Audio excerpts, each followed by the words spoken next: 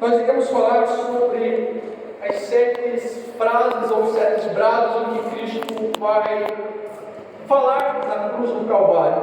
A crucificação é um evento muito importante nas nossas vidas.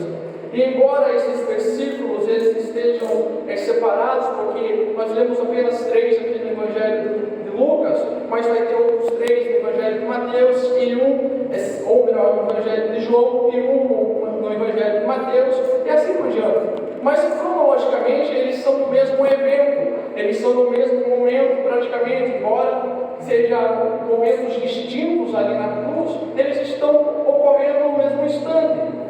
E é interessante que a morte de Jesus é um evento importante na história da humanidade, tanto que a história ela só vai se referir antes de Cristo e depois de Cristo. Se isso não tivesse acontecido, ou seja, nós vivemos esta história em todo momento. Embora a humanidade não crê em Cristo, não acredita que Cristo é o nosso Senhor, ela precisa continuar ensinando a respeito dele. Entretanto, meus irmãos, quando nós falamos desses braços na cruz, é importante termos em mente o que nos traz até aqui. Hoje é um culto de Santa Ceia, onde nós fazemos memória daquilo que ele fez na cruz.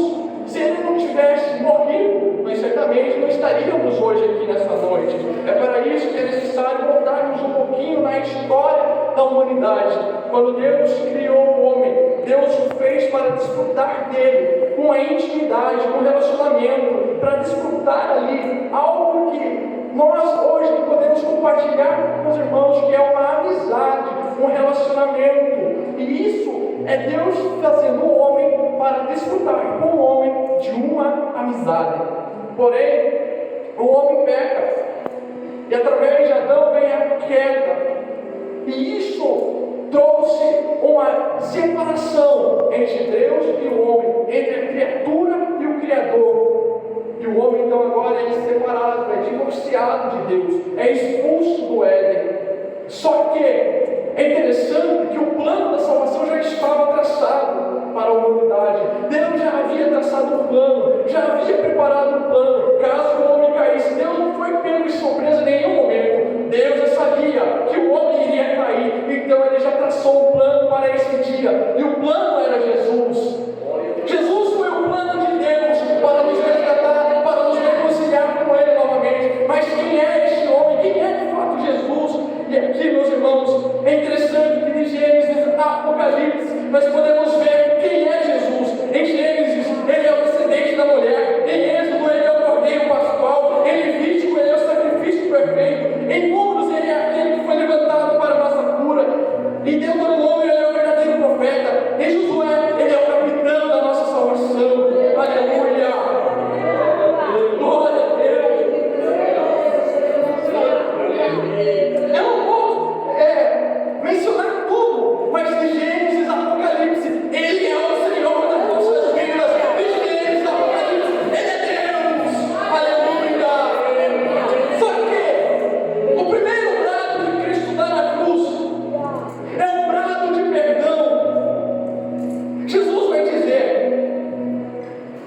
Pai, perdoa-nos, porque eles não sabem o que fazem. Meus irmãos, durante toda a vivência de Cristo na cruz, toda a vivência de Cristo na terra, Ele nos ensinou sobre o perdão. Ele nos ensinou a perdoar. Nós podemos ver isso em diversas passagens, Ele relatando sobre o perdão.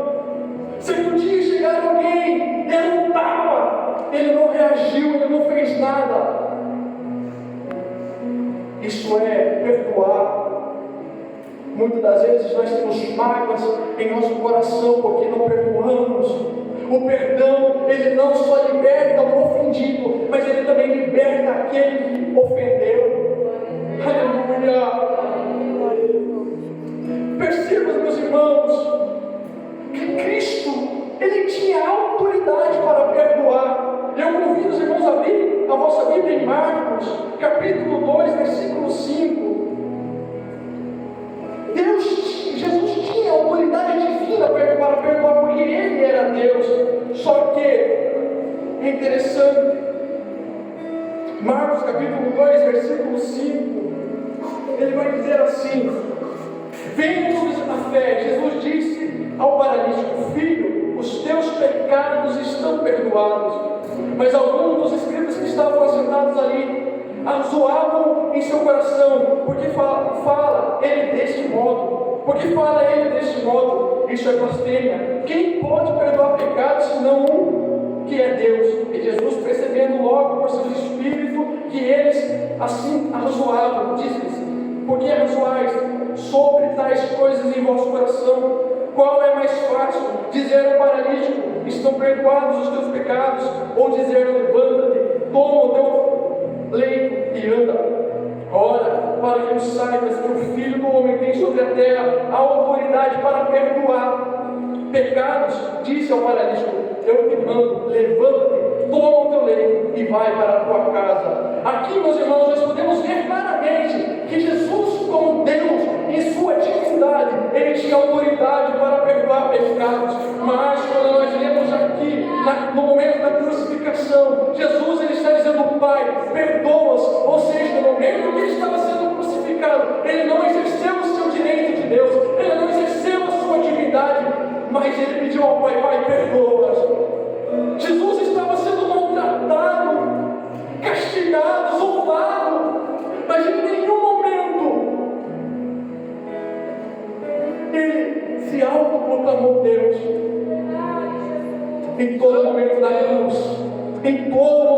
cruz, ele foi como um cordeiro mudo, mas ele pediu ao Pai para perdoar. E o pecado aqui, meus irmãos, não era somente para aqueles homens que estavam lá, o perdão aqui não era somente para aqueles homens que estavam lá, mas o perdão aqui: Pai, perdoa-os, também é referente a mim, também é referente a você. Nós fomos perdoados por ele naquela cruz. Aleluia! A palavra perdão aqui, meus irmãos, revela a profundeza do Evangelho. Mesmo sendo maltratado, mesmo sendo ferido, mesmo sendo castigado, mesmo sofrendo todo tipo de zombaria, quem sabe o seu rosto estava desfigurado, quem sabe os seus ossos estavam expostos naquela cruz, quem sabe Jesus mal conseguia enxergar e falar, ele vai expressar: Pai, perdoa-os. O perdão aqui significa apagar completamente todos os nossos pecados, seja os nossos pecados do passado, seja os nossos pecados do presente, seja os nossos pecados do futuro, foram pagos por Cristo. Aleluia! Amém. Glórias a Deus.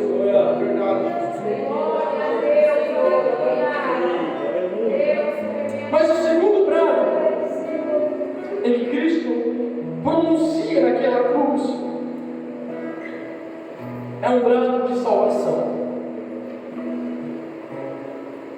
No versículo 43 de Lucas, Jesus vai dizer: em verdade te digo que hoje estarás comigo no paraíso.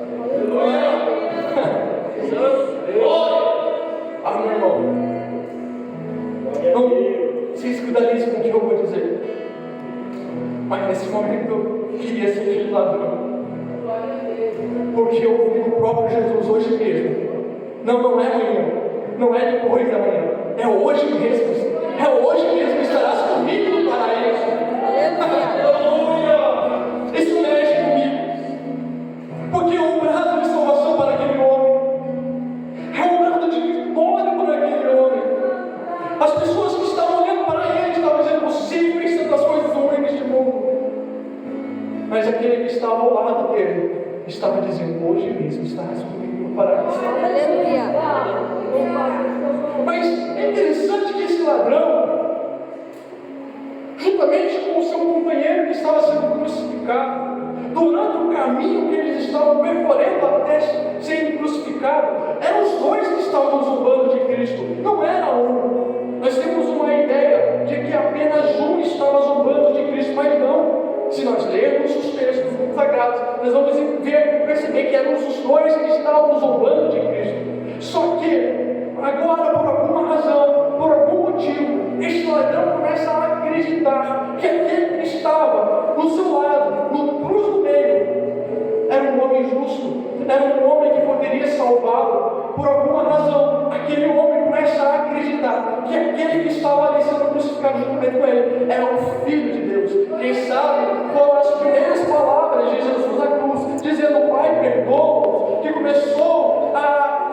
criar dentro dele, a gerar dentro dele o fruto do arrependimento. E isso o levou a pedir para Cristo lembrar dele no momento em que ele entrasse no seu reino. Este homem não tinha mais nenhum motivo para crer em Jesus, porque a única coisa que restava para ele naquele momento era a morte. É interessante que um escritor chamado Arthur, ele escreve dizendo: ele não tinha como trilhar as veredas da virtude, pois já tinha prego atravessado em seus pés. Não tinha como realizar nenhuma boa ação, pois tinha um prego atravessado em suas mãos. Não tinha como virar a página e seguir vivendo uma vida melhor, pois estava morrendo. É nesse cenário que muitas das vezes eu e você trilhamos e que nos encontramos em um cenário sem esperança, em um cenário sem vida, sem nenhuma expectativa. Mas é nesse momento que há um Salvador que está ali do nosso lado. É nesse momento que as palavras que nos restam a dizer Pai, lembra-te de mim quando entrares no teu reino. E são essas as palavras que nos restam a dizer. Só que Jesus está ali naquele lado, justamente para dizer: hoje mesmo estarás comigo no paraíso. Aleluia. O fato desse ladrão estar na lista do salvo neste momento mostra que há mais graça no coração de Deus do que pecado em nossa vida. Aleluia. O fato de nós estarmos hoje aqui é por causa da graça de Jesus, é por causa da graça de Deus. Nós fomos alcançados por essa graça, nós fomos alcançados pela misericórdia. Aleluia. Não importa quem você foi, não importa quem você fez, não importa o teu passado, não importa qual foi os motivos que te fizeram errar. O que importa é que Jesus bradou na cruz, e ele bradou: hoje mesmo estarás comigo no paraíso. Aleluia. Glória a Deus. Onde abundou a verdade, superabundou a graça. Aleluia. Glória a Deus. Aleluia. Mas o terceiro brado é um brado de compaixão. João capítulo 19, versículo 26. Irmãos, não preciso procurar. João capítulo 19, perdão, versículo 26 diz assim: vendo Jesus a sua mãe, e junto a ela o discípulo amado, disse: mulher, eis aí o teu filho. Depois disse ao discípulo: eis aí a tua mãe. Dessa hora em diante, o discípulo a tomou para a casa. Aqui é um brado de compaixão de Cristo para com as pessoas, em especial para com a sua mãe. Mesmo na morte, mesmo naquela cruz pendurada, Jesus ainda estava pensando em sua mãe. E isso revela uma profundidade tão grande para nós que somos filhos, porque todos nós que estamos aqui hoje somos filhos.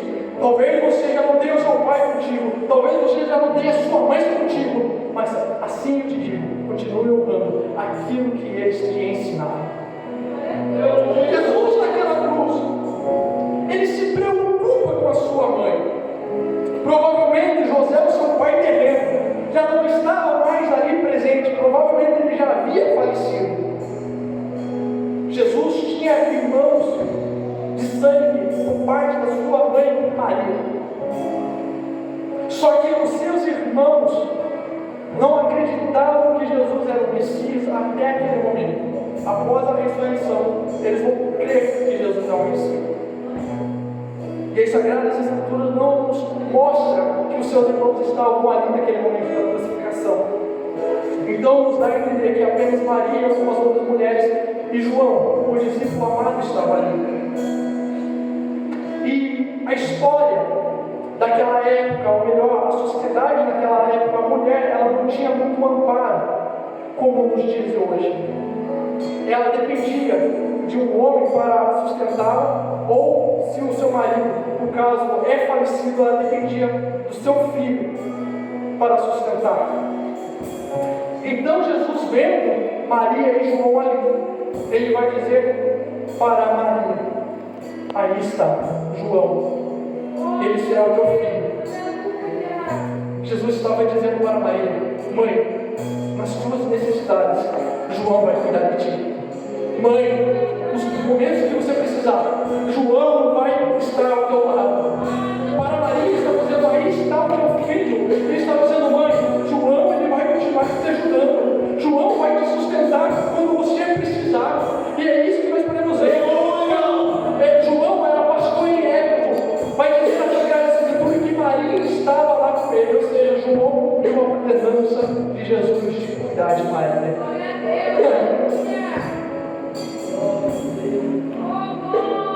Mesmo na cruz, Cristo demonstrou cuidado para com a sua família, demonstrou cuidado para com a sua mãe.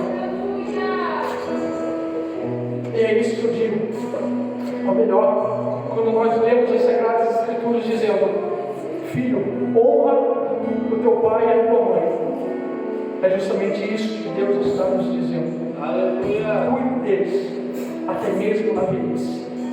Honrar pai e mãe não é somente obedecer aquilo que eles estão dizendo para nós, mas biblicamente é cuidar dos pais na velhice, é cuidar daqueles que precisam na velhice. E Jesus, mesmo na cruz, morrendo, ele podia falar de tantas outras coisas, mas ele vendo a sua mãe, ele não deixou ela desamparada. Aleluia. Esse foi o grado de compaixão de Jesus. Mas o quarto grado de Jesus, de Cristo naquela cruz, é um grado de angústia.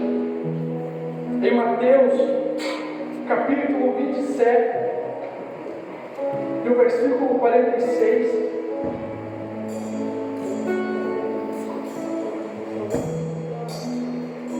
Jesus ele vai dizer, por volta da hora nona, clamou Jesus em alta voz, dizendo, Eli, Eli, lama sabachthani, o que quer dizer, Deus meu, por que me desamparaste? Meu Deus! Chega para um momento em que Cristo vai trazer um brado de angústia na sua alma.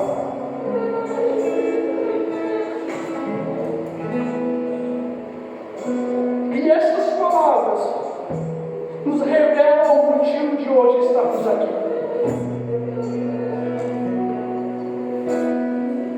Após dar um brado de compaixão para com a sua mãe, eu imagino que Jesus, sem fazer força nenhuma, pendurado naquele madeiro, ele tenta levantar os seus olhos para o alto, e vendo espiritualmente que Deus se afastou, que virou os seus olhos, ele então vai gritar, Deus meu, por que me desamparaste? Cristo não estava apenas sendo desamparado, ele realmente estava sendo desamparado. Ele não estava sendo desamparado pela sua mãe, ele não estava sendo desamparado pelos seus irmãos que não acreditavam nele, ele não estava sendo desamparado pelos seus discípulos que não estavam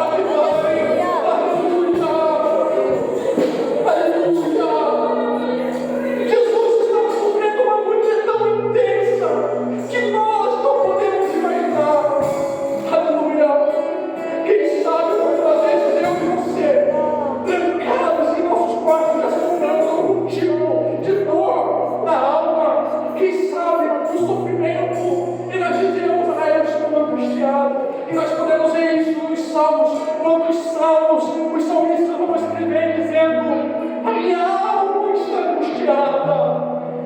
Mas o salmista consegue descrever o que Jesus passou na cruz, o que Jesus passou naquela cruz. Ele estava sendo feito pecado por mim, por nós. Ele estava sendo maldito, como está escrito em Gálatas.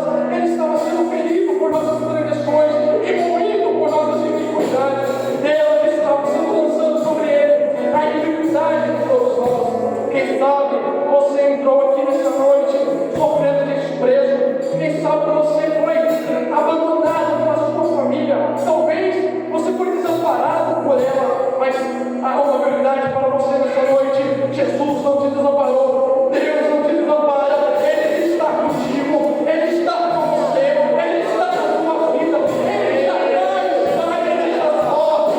Aleluia. Glória a Deus.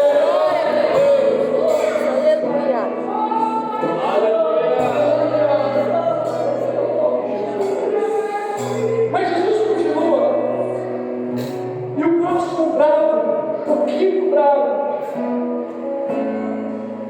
é um brado de sofrimento. Cheio de testemunhos, Jesus começava a contar.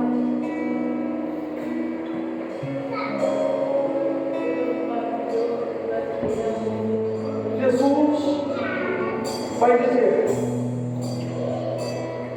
depois vendo Jesus, que tudo estava consumado para se cumprir a Escritura, ele diz: tenho sede.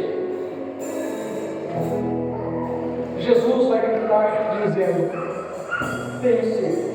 Em João capítulo 19, versículo 28. Depois vendo Jesus que tudo já estava consumado para se cumprir as Escrituras, disse: tenho sede.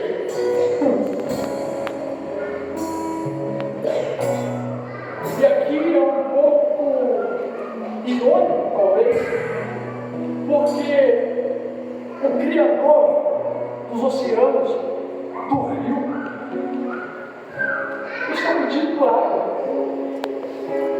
Aquele que vai dizer para a mulher dar de beber, mas ao mesmo tempo ele vai dizer: da água que eu lhe der nunca mais terá sede. Aquele que vai dizer: se alguém tem sede, venha a mim e beba. Quem crê em mim, como diz as Escrituras, do seu interior fluirão águas vivas. A fonte de água agora pede por água. Só que ele não pede um copo de água, ele apenas pede para molhar a sua boca. Quem sabe os seus lábios estavam ressecados. Quem sabe eles estavam tão secos, precisando de um pouquinho de água. Só que o versículo 19 diz: estava ali um vaso cheio de vinagre, e embebederam de vinagre com uma esponja, e fixando a no caniço de isopor, eles chegaram à boca. Maltrataram Jesus. Ao invés de darem água, deram vinagre para ele. Esta frase, tenho sede, possui uma infinidade de significados. Ele fala a todos aqueles que têm sede, a todos aqueles que têm desejos não realizados. Quando pensamos na sede, como já mencionei, há inúmeros textos que apontam para aquele que pode nos dar de beber. Entretanto, é importante termos em mente que o inferno será um tormento de falta de água. A história do rico e Lázaro nos mostra claramente isso, nos revela este momento tortuoso do inferno. Os escritores escrevendo a respeito disso, os tormentos do inferno são representados por uma violenta sede na queixa do homem rico, que simplificava por uma gota, por estaríamos todos condenados a essa sede eterna se Cristo não tivesse sofrido na cruz. Mas louvado seja Deus, que Ele nos salvou. E hoje nós estamos aqui. E iremos nos escapar desse sofrimento. A fonte de águas vivas estava sentindo sede para saciar a nossa sede. Jesus colocou os lábios ressecados para que ele beber das fontes da salvação. Na cruz, o Salvador sentiu sede, mas chegará o dia em que se cumprirá o último convite das Sagradas Escrituras. Qual é que é? Como está escrito lá em Apocalipse, capítulo 22, versículo 17. O Espírito e a noiva dizem: vem, e todo aquele que ouvir diga: vem. Quem tiver sede, venha, e quem quiser, beba da água da vida. Aleluia! É esse o convite que Ele faz para mim, para você nessa noite. Venha, se você tem sede, venha. Se você quiser beber, venha. Que há fontes de água em mim para você saciar. Aleluia! Glória a Deus! O sexto brado, em João capítulo 19, versículo 30, quando Jesus tomou o vinagre e disse: está consumado, inclinou a sua cabeça, rendeu o seu espírito. Aleluia! Aleluia! Inclinando a sua cabeça, rendeu o seu espírito. Esse brado de Jesus agora já não é mais um brado de sofrimento, já não é mais um brado de angústia, mas é um brado de vitória.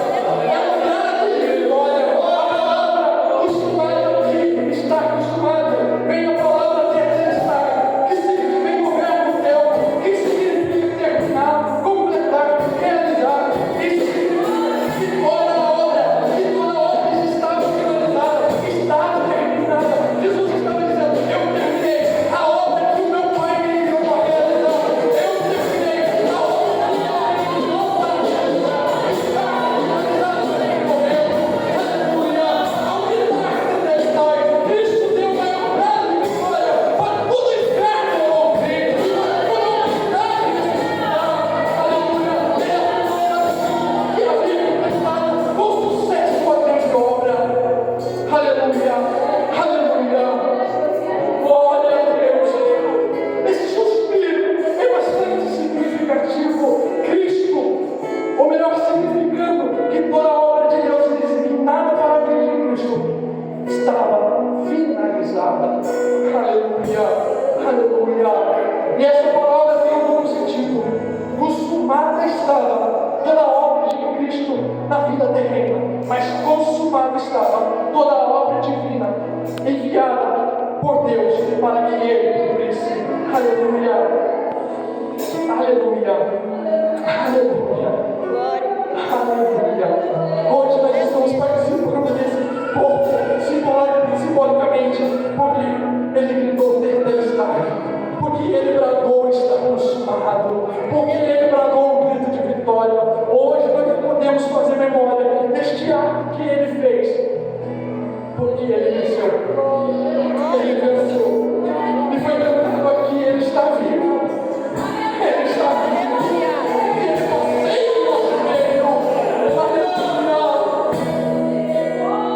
Só que a palavra consumado também significa que a dívida estava paga.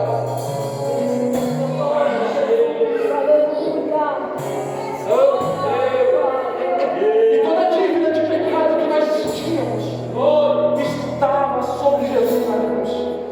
Ao gritar tetelestai, Ele estava dizendo para o Pai: Pai, toda a dívida da humanidade em relação ao pecado, o meu sangue vai pagar toda a dívida, vai pagar a dívida do meu irmão Davi, vai pagar a dívida do meu pai Jé, vai pagar a dívida da minha mãe, vai pagar a dívida da minha esposa. O pecado já não vai mais reinar sobre a vida dele. É por isso que Paulo vai escrever lá em Romanos: nenhuma condenação há para aqueles que estão em Cristo Jesus. Nenhuma condenação há para aqueles que estão em Cristo Jesus. Aleluia!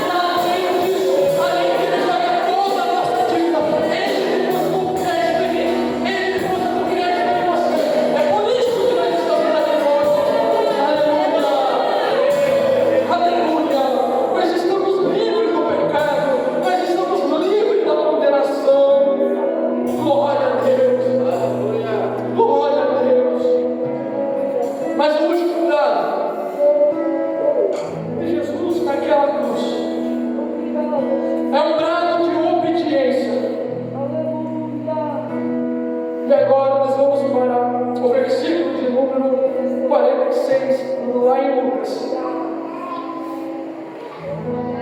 E tendo Jesus, clamou em alta voz: Pai, nas tuas mãos entrego o meu espírito. Jesus querido, aleluia. Ao gritar isso, Jesus estava confiando o que ele mais tinha de importante como homem, que era o seu espírito. As últimas palavras de Cristo na cruz agora é: Pai, nas tuas mãos entrego o meu espírito. O espírito é a parte mais nobre de nós seres humanos. Os animais não têm espírito. Segundo os estudiosos, ele apenas possui alma, mas apenas nós seres humanos possuímos espírito. É por isso que a Sagrada Escritura vai dizer que o nosso espírito comunica com Deus, que o Espírito Santo se comunica com nós, porque é através do espírito humano, o Espírito de Deus. É por isso que nós podemos sentir Ele, é por isso que nós podemos desfrutar dessa intimidade com Deus, é por causa do Espírito que está em mim, que está em você. Aleluia! Só que Cristo agora está entregando o seu Espírito ao Pai, colocando em suas mãos em segurança sobre os cuidados de Deus. E a boa notícia é que eu e você também podemos morrer em paz, porque o nosso espírito estará sob os cuidados de Deus, porque o meu espírito e o teu espírito está nas mãos de Deus. É por isso que no momento do nosso leito, da nossa morte, nós podemos ter a plena, a convicção, a certeza é que o nosso espírito se encontrará com Deus. Aleluia! Mas eu creio, eu não sei se você crê, mas eu creio que eu não irei passar pela morte, porque eu acredito que muito em breve a trombeta vai soar e nós veremos o soar da trombeta e seremos um corpo transformado, e seremos um corpo glorioso, e seremos arrebatados e nos encontraremos com Cristo na lua. Aleluia! Aleluia! Só que interessante que nenhum autor no Novo Testamento se contenta em dizer que Cristo morreu.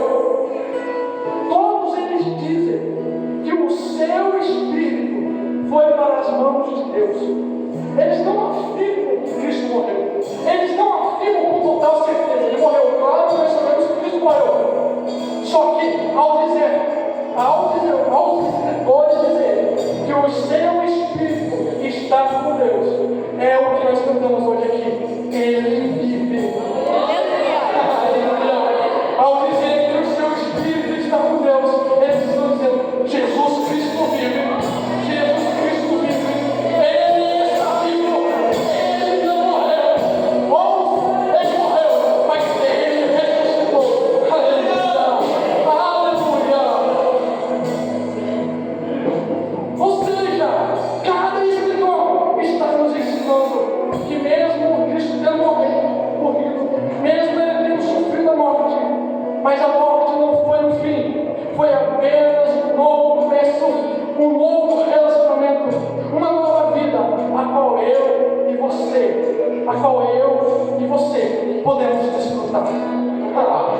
Jesus ressuscitou, Jesus morreu, mas ele ressuscitou.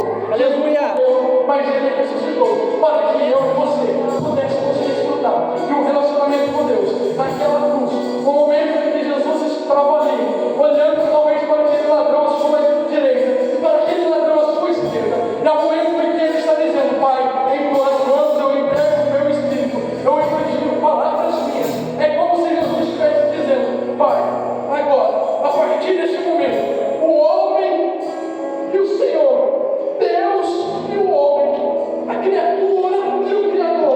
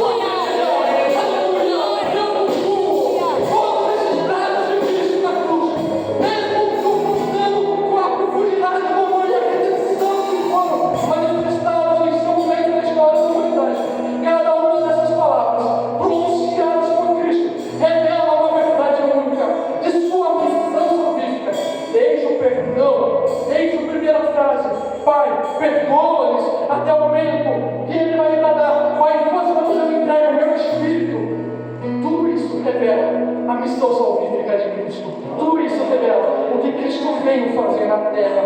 Ao examinarmos esses brados, somos levados a entender, a contemplar a extensão do sacrifício de Cristo. Ele suportou a dor, a vergonha, a agonia da cruz, para que pudéssemos ser reconciliados com Deus e encontrar a salvação. Em cada palavra, vemos a compaixão de Jesus pelos pecadores, sua disposição de perdoar até mesmo aqueles que o crucificaram, e essa sua preocupação com aqueles que estavam ao seu redor, incluindo sua mãe também, e o ladrão arrependido. Cristo gritou por perdão, pois necessariamente precisávamos ser perdoados. Ele gritou por salvação, pois precisávamos ser salvos. Ele gritou por compaixão, porque nós precisávamos de compaixão. Ele gritou por angústia, pois levou sobre si os nossos pecados. Ele gritou por sofrimento, pois sofreu em nosso lugar. Ele gritou por vitória, pois venceu Satanás em nosso lugar. Ele gritou por obediência, pois obedeceu até o fim em nosso lugar. Aleluia. Eu convido os irmãos a se colocarem de pé.